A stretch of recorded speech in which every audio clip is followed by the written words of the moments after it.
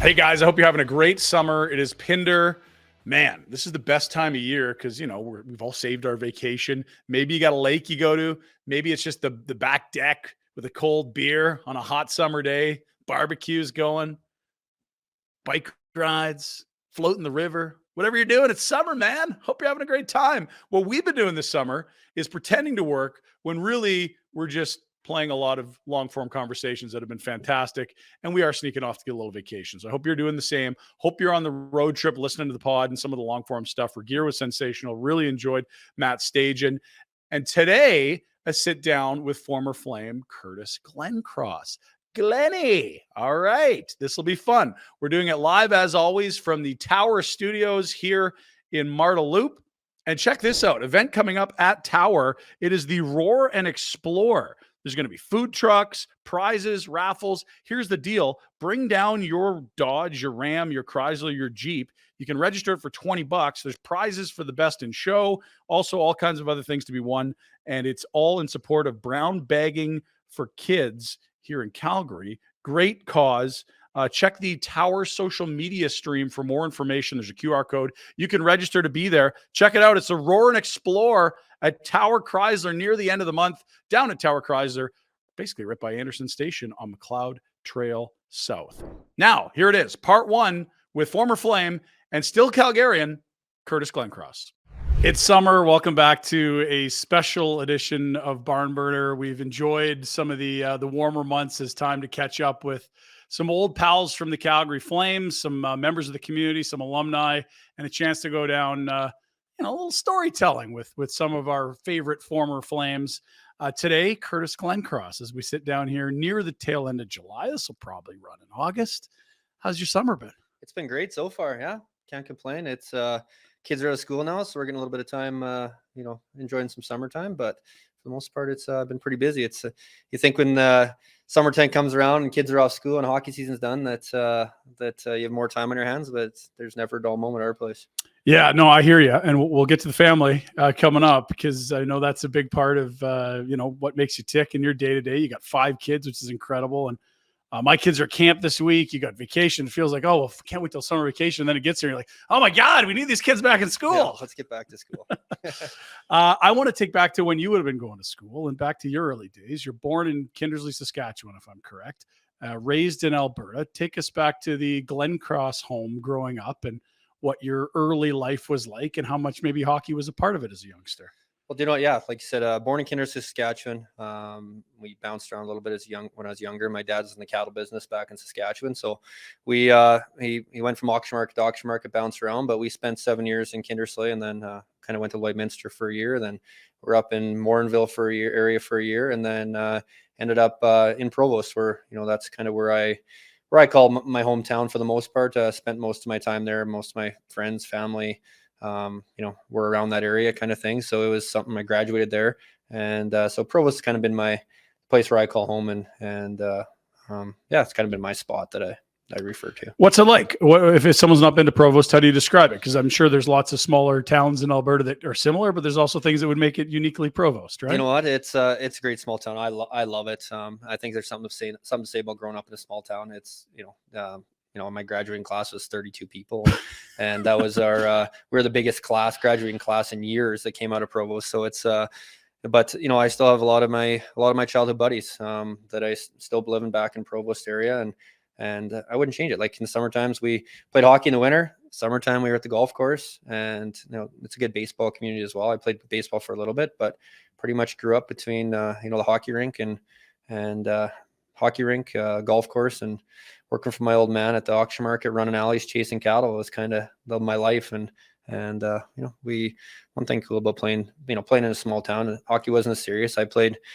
all my minor hockey, like midget C, Bantam C, went and tried out in AA in Wainwright for 1 year, beginning of Bantam, and never made the team, and ended up coming home and just wanted to play with my buddies and have fun. So we can go snowmobiling all day during the day, go play a hockey game at night or whatever, and didn't really matter, right? And it's something that definitely wasn't the route that most guys took, but something that I definitely cherish and got to play growing up hockey with all my best buddies in my small town. So kind of a cool. It's funny. I was chatting with Kami the other day, and he was the same. He was like, "Yeah, I didn't think that hockey was just being with my buddies." And he was in Fort Saskatchewan. He you know, he was bigger, so there was some interest around him, but he was never a refined enough product where he ever thought he could be a pro hockey player. He said it was his second year at university when he realized, like, oh shoot, like I'm on the central scouting list. I'm going to get drafted. Like what? And for you, midget C, that is not a place that I would suggest many pro athletes in any sport end up. You apparently were like a cruel trick that Mother Nature played, not just on me, but you as well. We were the late bloomers, you and I, same club here. Yeah, exact same. No, it was sweet. So midget C, like when I went from, just playing midget C with my buddies, and we are actually at a league finals, and we were playing against another small town, Coronation, Alberta, in our league finals, my second year midget, and a guy by the name of Barry Brigley started doing some scouting for the Brooks Bandits. It was on their expansion team in Brooks, and he approached me after a game after our league finals and asked if I'd be interested in going to a junior A camp. And I never really thought much of it. I went to had a couple options after that kind of happened, where I got the invite for that. I had a couple more invites to go to Camrose Kodiak's camp and another one, but I went to Brooks, and it was expansion team. So I figured it'd be a great opportunity. For me, it wasn't an established team. So like I said, that opportunity was there for me that I could, get the ice time hopefully, and just develop as a player. Like when you grow up in a small town, it's just mainly parent coaches and that kind of thing. Sure. It's kind of free flowing. Like there's not much to it really. And didn't really I had a couple good coaches that taught me a lot in minor hockey. But for the most part, when I got to juniors was really the first time that I really had like a real experienced coach that wasn't a parent. And I think that was a change for me, which was, a great change. And, for me to get away and go and, live with a billet and get away from home and just trying to figure it out on my own, I think that was a huge step in my stepping point for my career. And, when I went to the Brooks Bandits camp that first in the spring after that season, I had a great camp there, and ended up that they told me that they wanted me back in the fall, and I showed up there at the fall camp and had billets lined up, and my billets were unbelievable. I couldn't ask for, a better billet family, and was there for 2 years, and I was part of their family. Right. So that was a cool relationship that I had there. And I still have lots of good friends from the town of Brooks, and, buddies that I still keep in touch with from Brooks and played with there. So it was, that was the stepping stone for me, is like, when did like going from midget C and all of a sudden going to juniors, and it was like, well, can I really play this kind of thing? And then I'm like, after that, after my second year or my first year in Brooks, I did have some opportunities to go and try out for a dub team. And I was at the point where I started to talk to a few schools after my first year already, and figured that, hey, if I can go away and play 4 years of school and play 4 more years of hockey, that's, and get an education, that was kind of my goal. And it kind of just snowballed from there. So you would have been one of the smaller players on a team at some point, and then all of a sudden you're way over 6 feet, and it's like, oh man, like this package from a scout's perspective has totally changed. Yeah. So I was small until like my, kind of midget kind of thing. I was probably only like 5'8", 5'9", not even 5'6". I went one summer, I remember, from Bantam to midget or something. And I went like 4 skate sizes or 3 skate sizes. Right. And so it was, I did have a growth spurt in there right before I can't remember if it's my last year Bantam or first year midget, but it was, had that growth spurt, and, like I said, was a later bloomer kind of thing. Wasn't on the radar early as a younger kid, but, I would, it's not the typical route, but I wouldn't change it for anything. Right. Like it worked out for me, and it doesn't happen very often, but at the end of the day, I wouldn't change it. Yeah. So you're like, geez, I don't know if I can make it in junior. And then you got colleges all over you year 2. What options were you looking at? And you end up picking another unique route, not only an expansion team in junior A, but then up to Alaska, one of the 2 collegiate teams in that state for NCAA hockey. Yeah. So I think my biggest determining factor when I did decide to go up to Anchorage rather than somewhere else was I had a great relationship with the guy that recruited me, and the assistant coach up in Anchorage. Jack Cole's his name. He's still up there. Was played up there with university, then came on as a assistant coach, and between him and John Hill was the head coach there at the time, and the 2 of them, I just had that when you get a feeling, you have a good feeling with the coach that wants to work with you and that kind of thing. So my relationship just built with them guys. And like I said, for me, besides being in Brooks for a couple of years with an actual real coach, like a professional coach kind of thing, or an experienced coach, for me to go up to them guys and, the patience they had with me too, just teaching. Like I was a centerman all through pretty much all through minor hockey kind of thing. And even in juniors, I was a centerman. And then when I got to college and they wanted me to try the wing out because it's the big ice and I had lots of speed. So they're like, with the Olympic size ice and half the schools we did play against, they wanted to try me out on the wing. So I ended up going to the wing and they worked with me. And our first year in Anchorage, I think we only won 3 or 4 games my whole first year as a freshman. And then our sophomore year was the first time that our team, so we were, lower in the standings. We went into in the playoffs. We ended up matching up against Wisconsin in the playoffs, where they had guys like Rennie Bork and all them guys back then, and had a Suter and them guys. They had a great team, and they were nationally ranked to win to win the national championship that year. And we went in there and ended up knocking them off in a 3-game series in Wisconsin, and then we got our first berth into the WCHA Final 5 back then. So for me, that was a kind of a pivotal point. Ended up knocking them guys off, going to the Final 5, had a great Final 5. And, it's kind of right after the Final 5 is when, or during the Final 5, that's kind of when my advisor at the time reached out and said that there was some interest in some teams and if I'd ever thought about leaving school. And it was kind of a shocker to me, right? Like we left the WCHA Final 5 in Minneapolis. So we had a play-in game. You had to get a play-in game in order to get into the final, like the 4. So we had a play-in game against, I believe it's Colorado College, the first, and ended up beating them. So we got into the actual tournament because there was that one play-in game. Yep. And had a great tournament. But we left the tournament, came back, and we were on spring break back home up in Anchorage, and had the spring break. So we got home. The season was over. So we were out celebrating and partying and that kind of thing. And I remember waking up the one morning, my phone was going off and on hook, and I kept slapping it, kind of hung over and not today. Yeah, stop it. But it was, by the time I got my phone, I had a bunch of messages, and it was my advisor at the time, and he said, I got 5 teams that are interested right now, and being a UFA kind of thing, it was almost like a bidding war kind of thing. So it's really cool experience. And he's like, is this something that you want to, are you interested in finish your 4 years of school, or are you wanting to leave college? And I said, well, I got to make some calls, talk to my coach, talk to my parents, that kind of thing, try to figure it out. And, I went to my head coach and assistant coach that I, had that great relationship with, and just asked him, I was like, what's your thoughts on this? They're like, hey, you never know what happens. You could get hurt next year. You could, whatever, if your contract's good and you got to, you can always come back and go to school. Yeah. Right.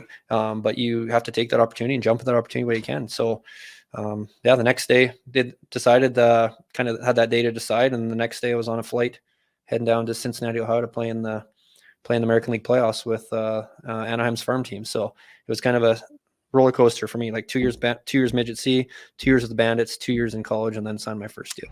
The 3rd annual Honda and Acura Show and Shine is coming to Village Honda. Save the date, August 26th, a Saturday, as the finest Hondas and Acuras in the city will be on display. Family friendly and no charge for spectators either. If you want to register your vehicle, it's only $10. Love it. Visit Village Honda for more information and to register if you want to get your car in there. You can also RSVP, all at villagehonda.com, and proceeds go to the amazing Subi Foundation. And a reminder, they do have new in-stock inventory on the ground. Start your automotive adventures at Village Honda, where new vehicle pricing is MSRP. Get a trip voucher for 2 to Las Vegas when you sell Village Honda your car. All makes, all models. Appraisals are complimentary and no obligation. Make money today by selling your car to Village Honda and saving yourself the hassle of selling privately. Located in the Northwest Auto Mall, villagehonda.com. Did you know that Village Honda has a huge selection of used vehicles, all makes, all models, and for all budgets? With over 70 on site and access to over 400 more vehicles in their dealer group, make Village Honda your one-stop automotive destination in Calgary. They're definitely worth the trip. Village Honda in the Northwest Auto Mall. The Hearing Loss Clinic has been helping change people's lives for the better since 1993. At the Hearing Loss Clinic, it's never been about hearing impairment. It's been about empowering you to be socially active, more connected with those around you, and confident in every aspect of your life.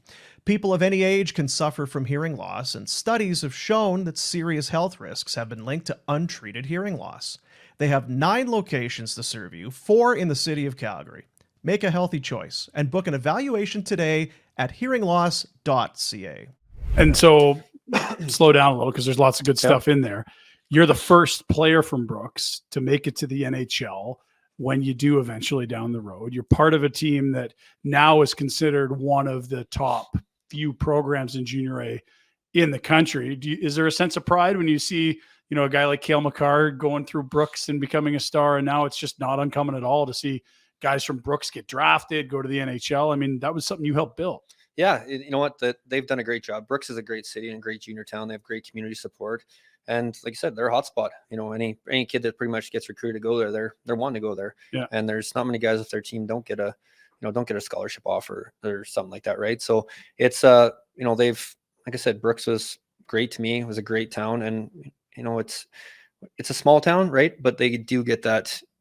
They got great fan support, and it's what they're doing there is unbelievable. And they're getting kids from all over the place. Do I agree completely with that? They only might have 1 or 2 or 3 Alberta kids on the whole team. Not really.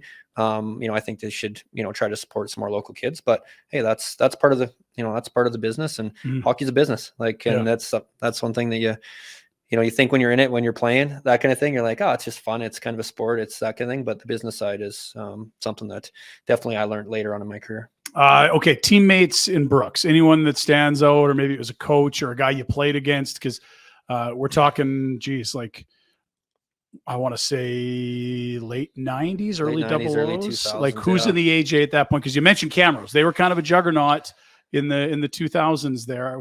But you would have been before the Joe Colburns and Mike Connolly's and those type guys were there. Alan York was a goalie there, but that would have been after you. Yeah, I'm trying to.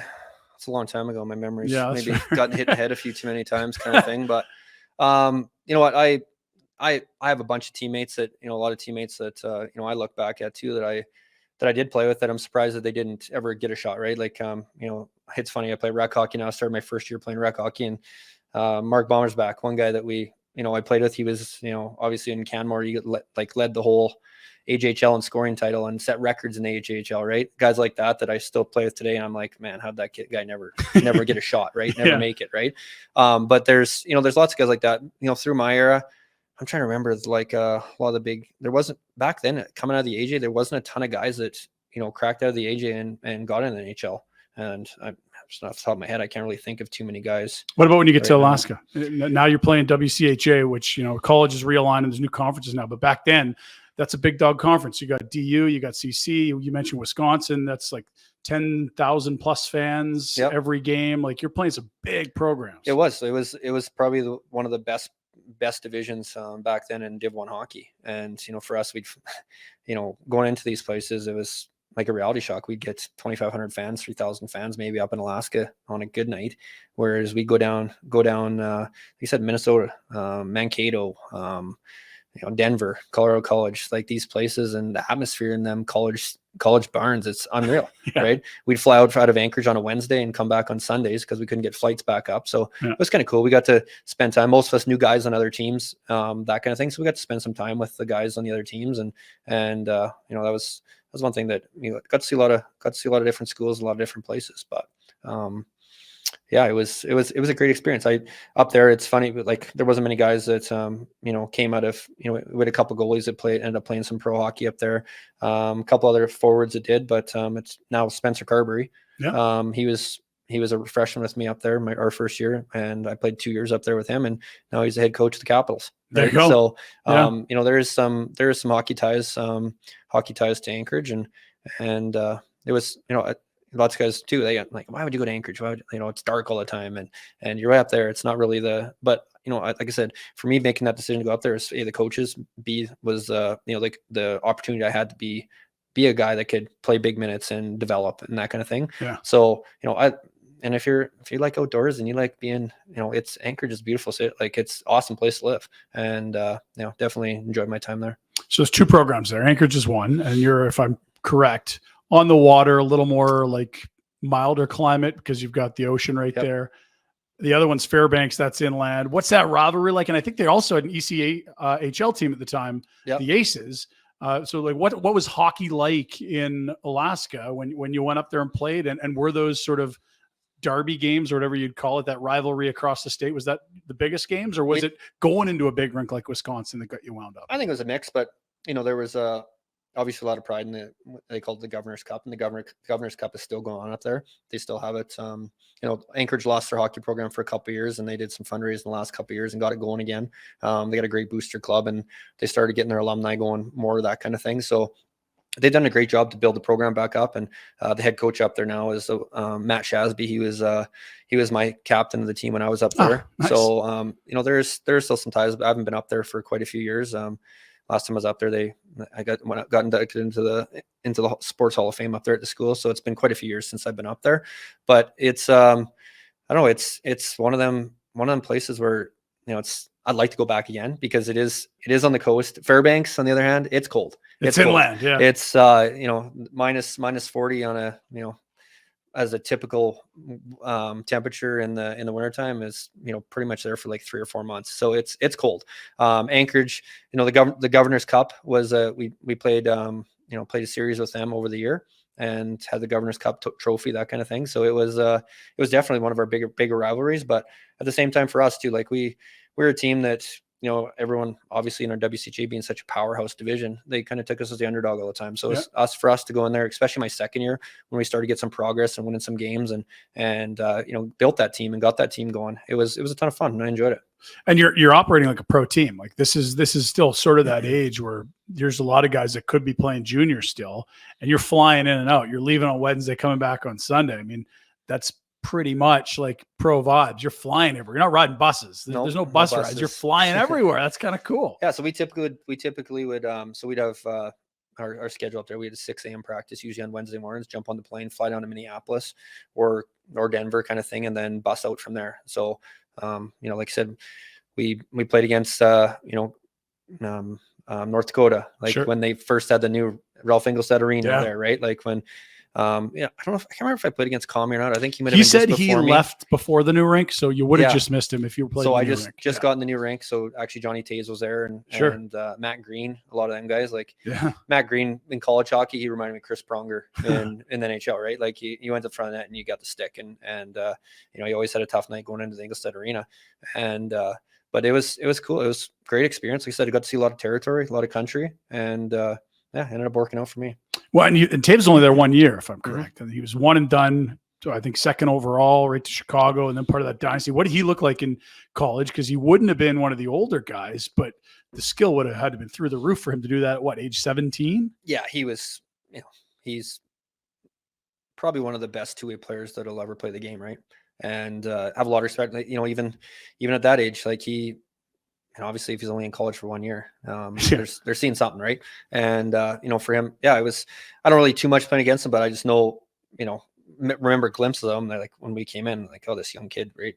But he definitely was, he was definitely growing out of the league. That's had such a young age, and look at the career he had.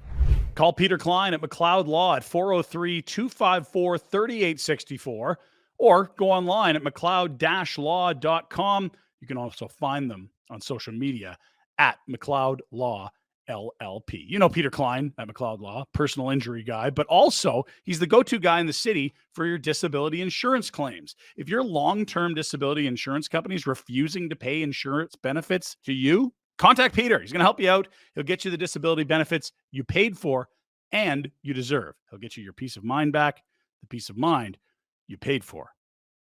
It's time to discover or rediscover the legendary St. Eugene Golf Resort and Casino. Planning a golf trip, a romantic getaway, or maybe just some tranquility away from the city, St. Eugene is the answer. Hotel, championship golf course, casino, spa, restaurants, all of it nestled in the spectacular Rocky Mountains and just minutes outside of Cranbrook, BC. Visit their website, steugene.ca, and experience the history and heritage of the St. Eugene Golf Resort and Casino. Okay, so let's move along. Highly coveted free agent after your WCHA tournament. You said 5 different teams. At that point, okay, what's the process like where you're like, geez, I didn't even really think a ton about this. And now there's 5 different organizations. There's 5 different coaches. There's 5 different minor league teams to look at. Like, how do you sift through? Is it like, where's my chance to play? Were the contracts totally different? Or are you just like, hey, like, you're my advisor / agent. this is why you make the money. Help me here. Yeah, I think that's the biggest thing. Like, you have to put your trust in your advisor at the time. Obviously it started out, the first contract came in and it was there. He's like, well, we got this offer, first contract, but like I said, we got lots of teams that are interested, and it was kind of cool. It's almost like a auction sale, like a bidding war kind of thing. Auction, going up. yeah. And so it was a neat process, and it dragged out over, a day and a half kind of thing before I ended up taking off. But it was, I just kind of left that in my agent's hands and said, like, this is what you do, right? Like, Yeah. I'm a college kid that's just getting a shot here, and this is all so surreal, right? That Yeah. I'm actually going to sign an NHL deal, or, that kind of thing, right? So you just Yeah. kind of leave it in their hands and let it all fall out. So it was, I was lucky enough that ended up going to Anaheim, and it was great. I was, a couple summer camps in Anaheim kind of thing. It was obviously the lockout year, the 03-04 lockout year, kind of did a little damp, or it was that was my first full year. This next year. So we had a lot of guys come down from Anaheim at the time. Okay. That played. Would have been a really good. It was the AHL team. I looked at the Cincinnati roster. I'm like, geez, there's a lot of guys in there. Like, and that's why it was the lockout year. Yeah, it was unbelievable. Like, our roster and our team there, we had a great team. We ended up losing in the semifinals, I believe, to Milwaukee at the time. And it was great experience for me. Right. It's different too, going from, playing college and then, playing with men. And the full schedule, not just the weekend games, right? So it was a little bit of a transition for me, but it was I definitely, like I said, it's biggest thing for me is learn a lot. Like, it's amazing how, that's kind of when you start to realize the whole business side of it too, right? And like, all right, if you're not playing, you can be replaced the next day. Like, you know what I mean? That's kind of the scenario. And but definitely enjoyed my time. Short stint. I only played a little bit in Anaheim, but short stint there. But. Well, and it's interesting because Cincinnati's not an AHL city any longer. It was a small window there, but the guys that went loved it. I know you, and I believe your wife was with you at that point too. Or no, not? she wasn't. Okay, so she hadn't visited Cincinnati. I remember people saying they really like Cincinnati, but that was Columbus. When I was in Columbus, Tanya ended up coming there. Yeah, but okay. Cincinnati, I was just young. But it was. Back the year we were in Cincinnati too, they had two teams. They had the East Coast team and our team. So we played at the old Cincinnati Gardens there, and then the East Coast team was playing downtown at the nice rink downtown. But it was for me, that's my first full year playing pro. So you got to learn to grow up and take care of yourself, right? And that's a big transition for a lot of guys. So some of the names that would have been around there, do you remember? Because I know Corey Perry would have been maybe a year after you at that point. You might have crossed paths, but like anyone on an entry level in Anaheim was probably down there. So that year, like Chris Kunitz was there. Actually, Shane O'Brien. We had Tony Martinson. We had I can't even go back at our roster. Like we had so many, like that roster was stacked that year. Dan Bilesma was actually, it was his last year. He kind of turned into a coach after that. Player coach, yeah. But we had a Joel Stepp, Aaron Rome. Aaron Rome was my roommate. Dustin Penner was there actually too. No way. Yeah. So we had a great group. And we should. Ilya Brizgalov was our goalie. Breeze was there. So, that's right. That was the name. I looked at the roster. And I'm like, oh, there's some stories there. Yeah, he was sort of known to be that wing knight, but not in a bad way. Just this super happy-go-lucky Russian guy that was kind of goofy. Like, is that how you remember? Oh, that's exactly how he was. Like, just how I said, super go-lucky. Just a typical goalie for the most part. Yeah, a little off the beaten path. Yeah. So do you remember the other four teams that had offers in, or does it just like, hey, this was the best deal? I've lived in Brooks and Anchorage. Any NHL city is going to be a big city with bright lights compared to the places I've been. Like, just what's the best contract? Yeah, for sure. A couple of the other ones, New York was in on it. Minnesota was in on it. I believe Toronto was in on it. And I want to say Dallas maybe at that time, but I can't remember. It was a long time ago. Yeah, so that's 4 of the 5. Yeah, there was it just came down to, at the end of the day, like Anaheim, we figured that there was good opportunity there. They had a good team coming up, and Getzlaff and Perry were just drafted then too. So I figured it'd be a good opportunity, them to play with them two players at one point. And that was kind of my first 2 years of summer camp. That was my line. No way. Summer camp. It was awesome. Jeez. So got to play with them guys, and then ended up playing with them my first NHL game too. So got an opportunity to, I bounced up and down or I was down in the minors for the most part after the lockout year. Went down to the minors, moved to Portland, Maine, and spent the season there. And we actually got to the point where was playing pretty much fourth line minutes, or not fourth line, but fourth line role down there, and just felt like it wasn't kind of getting the opportunity, and there was lots of guys getting called up, and I had good numbers and that kind of thing, and my agents kept telling me stay patient kind of thing, and it might kind of determine a factor when I went into the coach's office after talking to my agent at one point, and Kevin Deneen was actually our coach, and I just asked him, why am I playing fourth line kind of thing? He's like, well, let's be honest, because I see it's no more than a fourth liner in NHL. I want to play a fourth line minutes, so you get to know how to play that role and play that kind of thing, that kind of style. So, and did that make sense to you, or was that an insult? It was kind of I thought it was kind of an insult, but yeah. At the same time, I was always kind of guy that played hard, love hitting, playing physical, that kind of thing. So I had to learn how to stick up for myself and learn how to fight here and there, right? And that kind of role. But I think after kind of that conversation is when I talked to my agent. I was like, I don't think this is the right spot for me. I don't think I'm going to get a shot so maybe we look at asking for something different. And it ended up, that's kind of how it worked out. I got called up for my first NHL game. It's funny, my parents, they just flew out. We had a week-long homestand in Portland, and so they flew out to Portland, Maine for the. We were renting a house on the beach in Portland. Tim Brent and Ryan Shannon and myself, the three of us, and parents came out, and we had an extra bedroom, so they came and stayed with us. And they got in the night before our first game, and went to Costco, loaded up, stocked the fridge, and we're like, oh, parents are going to cook for us all for a week. We're set up, and then the next morning go to pregame skate, and then I get called in the office and got called up that day. So the boys were pumped. They got a full fridge in Portland. That's right. And so mom and dad flew across the country, then jumped on a plane, flew to Anaheim, and I ended up playing my first game against Colorado. And that was a home game in Anaheim? Yeah, in Anaheim the next night. Yeah, real quick. Just like, it was wild. So there was no Western Division in the American League forever. And so you literally had teams like LA and Anaheim, San Jose, that are all on the Pacific Coast, and all their affiliates are in like Worcester, Manchester, Portland. Like, you literally had to cross the continent for a call up and travel day, and with leaving a full fridge behind, no less. Yeah. So you come in, you probably traveled all day to get there. Yeah, traveled all day to get there. Went the next morning to the rink and did pregame skate, and then went that night, and ended up was my second shift. And my first shot on goal, I got a pass from Getzlaff right in the slot and went top corner on Peter Budaj.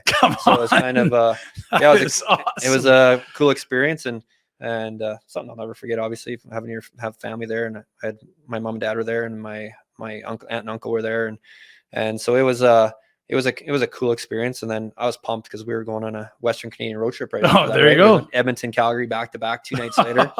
So it was kind of funny. We went to obviously coming back to Edmonton, I'm pumped, and everyone obviously knew that I played my first game, and heading back to Edmonton for the first time playing in Canada, and coming home. And so friends, family, everyone bought tickets again. I don't know how many people that I knew that were at the game that game, and ended up going for a warm up, just high stepping in Edmonton and Rexall, right? Just excited to come back and play at home in front of friends and family, and come in from warm up and get the tap that you're not playing tonight.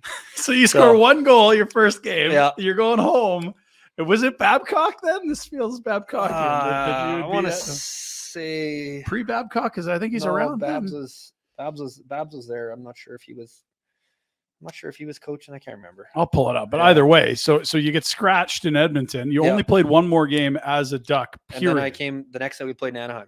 In Calgary. So you go Edmonton down to Calgary, you get scratched, then you play in Calgary. And that was your last game as a Duck. Yep. So everyone, same thing. They missed the first game. Like, he can't get scratched 2 nights in a row. So everyone's coming down. Everyone's coming down to Calgary.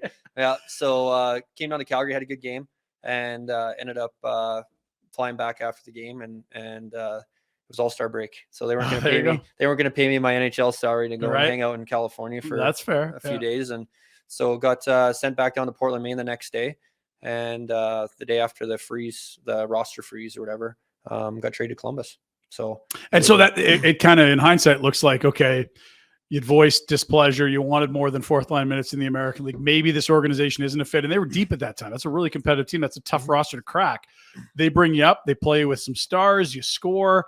Boom. It almost feels like a pump and dump where let's get this guy in a good spot, and that'll help us facilitate a trade. Is that sort of how you saw things in hindsight, how it happened? I think it worked out perfect, right? Like, it's Anaheim was deep that year. Went deep in the playoffs, and actually, I think they might have won. Was that the other one? The Cup? 05 was. Well, 5 or 6 is lockout. 04 was Tampa, but the year before, wasn't it? I think it was 06. I think they went to the final against Ottawa. Yeah, correct. So that's right. That's kind of when that's the year it was. I ended up getting traded was that year. So obviously didn't get to kind of hang out in the Cup run and that kind of thing. But that's something that you're one of your regrets, right? When you get dealt from a team and they go on and win the Cup, that's one thing. But for me, it was career wise for me, it was a chance for me to get an opportunity and go and play, right? And having that shot to crack lineup, it was my last year on my entry level deal, right? Okay. So I needed to go somewhere and jump into a more of a role and try to get my feet wet in the league, right? Outdoor Dental is dentistry with no needles, no drills, and no stress. Their Solea laser treatment is an excellent solution for people who experience dental phobia. In 1 to 2 minutes, you'll be relaxed, comfortable, pain-free, and back onto your day in minutes. Also, Outdoor Dental does snoring treatments. 2 15-minute sessions can increase the tension in the soft palate in the back of your throat, which reduces snoring. It's non-surgical and pain-free. Again, just 2 15-minute treatments. Outdoor Dental does snoring treatments as well. 2 15-minute sessions can increase the tension of the soft palate, which reduces snoring. It's non-surgical and pain-free. Also at Outdoor Dental, dental implant treatment can be scary for many, confusing, expensive. They use cutting-edge dental technology to ensure you're happy, healthy, and you'll feel confident in your results. Check them out online. It's Dr. Jay Patel at outdoor.dental. Vina Nova is Calgary's lab-grown diamond specialists. They're the only store in Calgary that specializes exclusively in lab-grown diamonds. You're getting the largest selection of loose lab-grown diamonds and jewelry in the entire city. Savings from lab-grown diamonds can be as much as 80% off.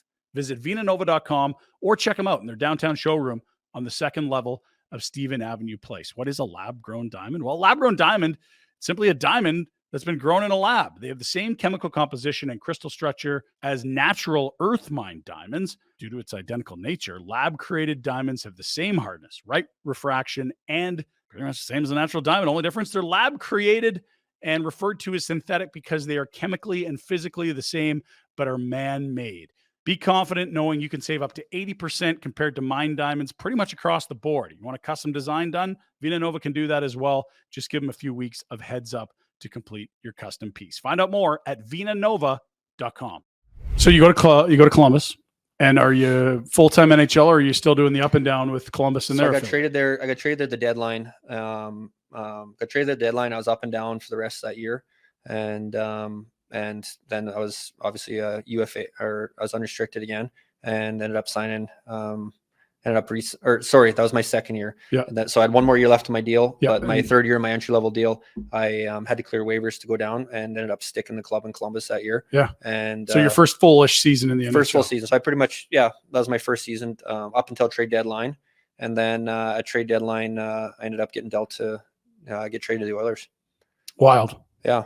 And so here you are. You never got to play that game in Edmonton for your second career game. You had to wait till Calgary. Now you're playing in Edmonton. Mm-hmm. Like, you talk about coming home. That's as close as it gets for Provost, Alberta. Yeah, I was pumped. Like, that's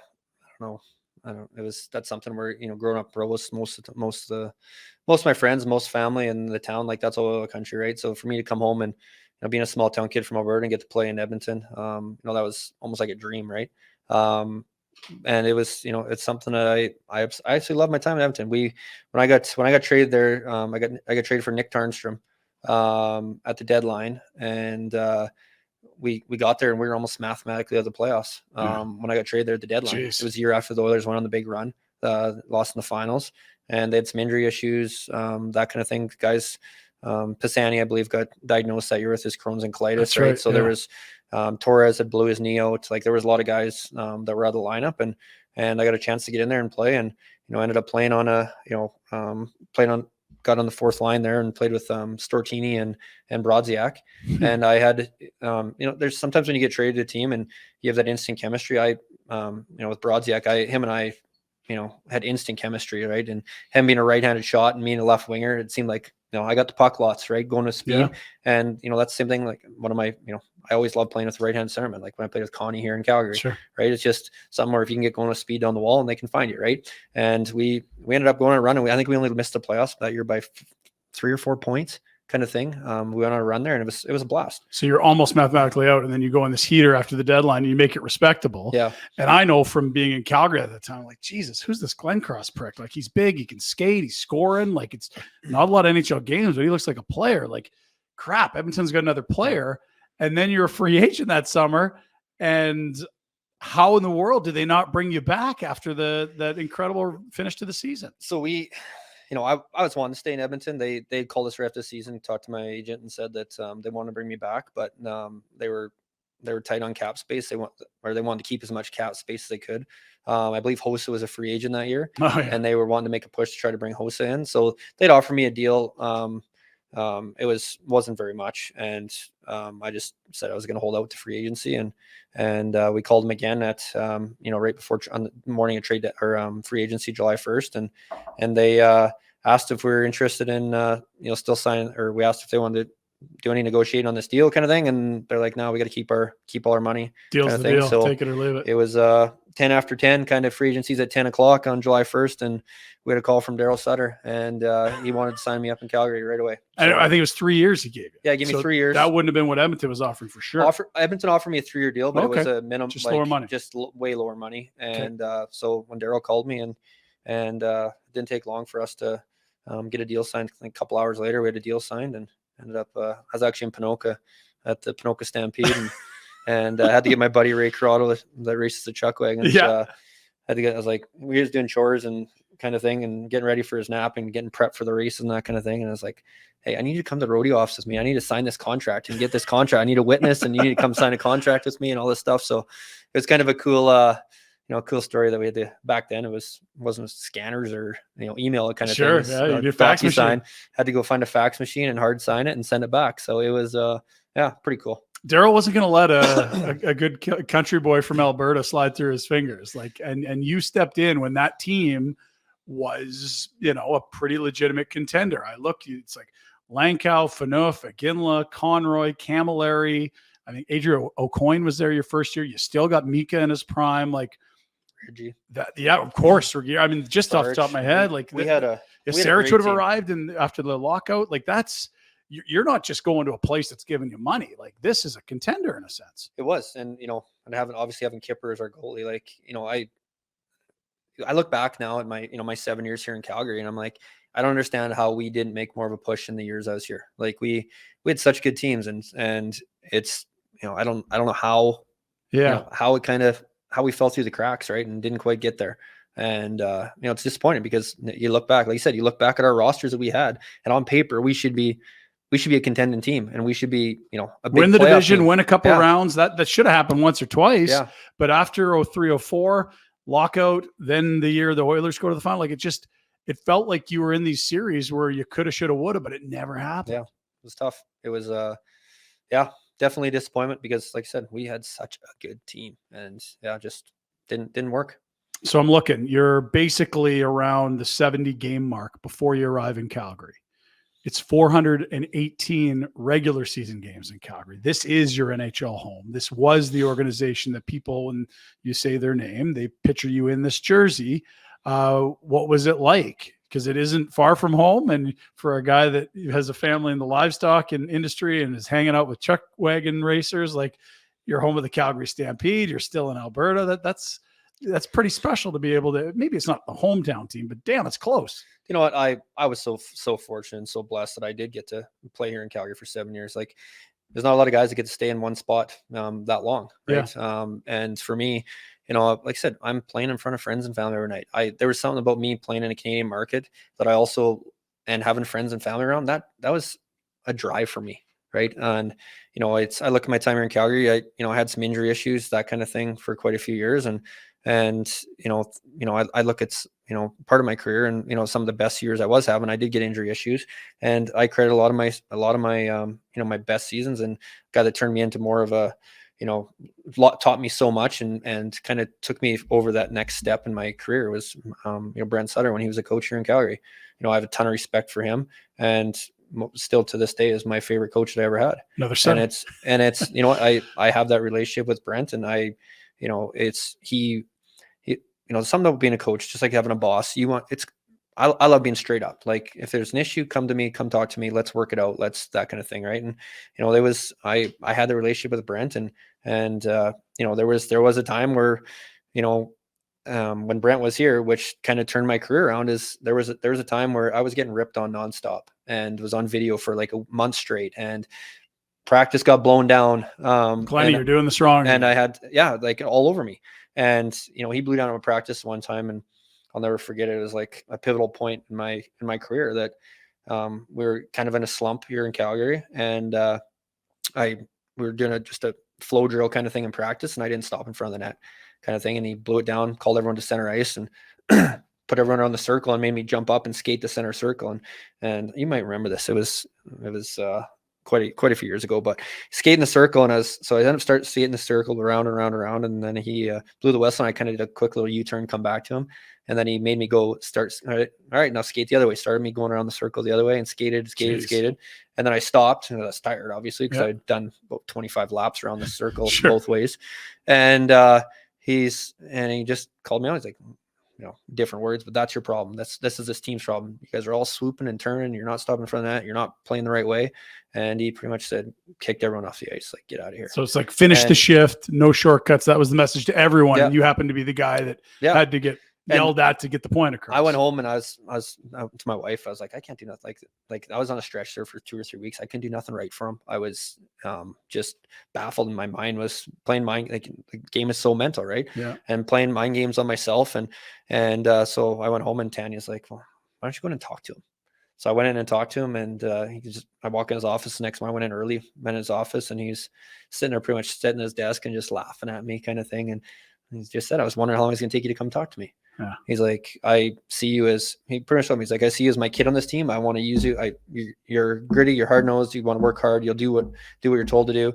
But I want to see you. If guys see that I'm ripping on you and being that kind of guy to you, it makes them kind of step up and know that they're next, and they better get their shit together, pretty much, right? Yeah. So it was, but I remember that morning when I woke up and I was going into Brent's office, it was like, I think the Calgary Sun back then, it was like the heading on the sports section, it was like Glencross Sutter's whipping boy or something like that, and I was like, oh boy, like where are we going here? But you know what, I credit Brent, and it was like I said, a pivotal point in my career where it kind of gave me a reality check too, and just made me. I was hard on myself. I was everyone knew me as a flame. I wore my expression on my face. I wasn't the kind of guy that really held it in, and that was just the way I played. I had the emotion, I had the drive, and I wanted to win. And that's just kind of, my mentality. And, sometimes it got me in, a little bit of trouble here and there because I was an emotional guy. Right. But, at the same point, it's, that was my drive. Right. And so what happened to that team, B, your season, and C, the relationship with the coach after that? Because you said it's a turning point. It's clearly one that you used that opportunity to make it for the better. And I believe that was the year that I had my, I think I had 26 goals that year kind of thing. And a shortened season. I didn't play the full season. I ended up hurting my knee it was either my knee or my ankle that year.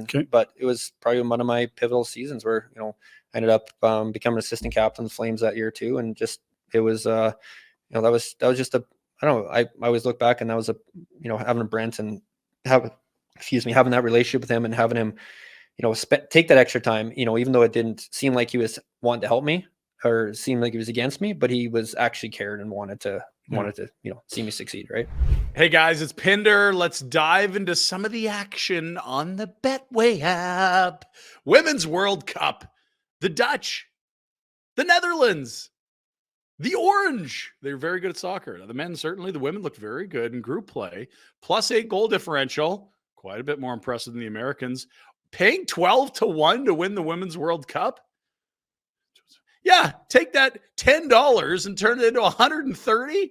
Love it. Let's go Orange, Oranje, Dutch, Holland, the Netherlands. It's all very confusing. Let's hope the Orange wins us some green. Hey guys, that's part 1 of Curtis Glencross. Be sure to be back tomorrow. We'll have part 2 live from the Tower Studios. It's been fun doing these. You're going to love the rest of Glenny as he puts a bow on his career as a Calgary Flame and talks about family.